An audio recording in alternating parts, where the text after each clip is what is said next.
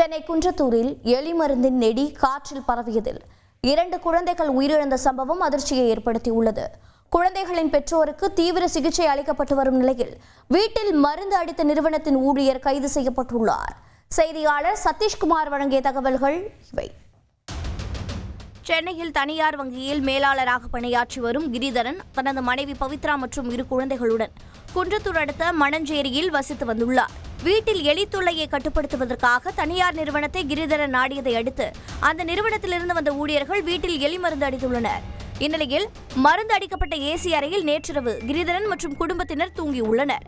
அப்போது மருந்தின் நெடி காற்றில் பரவி 4 பேருக்கும் மூச்சு திணறல் ஏற்பட்டதாக தெரிகிறது. இதனைத் தொடர்ந்து சிகிச்சைக்காக தனியார் மருத்துவமனையில் 4 அனுமதிக்கப்பட்டனர். இதில் சிகிச்சை பலனின்றி கிரிதரனின் 6 வயது மகள் மற்றும் 1 வயது மகன் உயிரிழந்தனர். மேலும் உயிருக்கு ஆபத்தான நிலையில் கிரிதரனும் அவரது மனைவியும் சிகிச்சை பெற்று வருகின்றனர். எலிமருந்து நெடி பரவியதால் உயிரிழப்பு ஏற்படுமா என்பது பற்றி மருத்துவர் வெங்கடேசனிடம் பேசினோம். இந்த எலிமருந்து அந்த விட்டமின் கே என்னும் பொருளை வெகுவாக பாதிப்பதனால் ஆன்டிகோயாகுலேஷன் எஃபெக்ட் அங்கு நடக்கிறது. ஸோ இதனால் இன்டர்னல் ப்ளீடிங் அதிகமாக நம் உடலில் அதிக இரத்தப்போக்கு ஏற்பட்டு மரணம் சம்பவிக்கும்.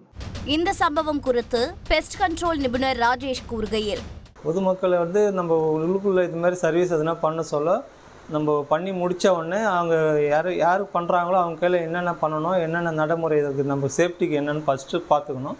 அது பார்த்துட்டு அதுக்கப்புறம் சேஃப்டிக்கு அப்புறம் அந்த கெமிக்கல்லாம் எப்போ க்ளீன் பண்ணலாம் அதனுடைய ஸ்பெசிஃபிகேஷனே இருக்கும் சார். எது செய்யணும் செய்யக்கூடாதுன்னு அந்த இன்ஸ்ட்ரக்ஷன் அவங்க கையில் கேட்டாவே சொல்லுவாங்க எக்ஸ்பெக்ட் கையில்.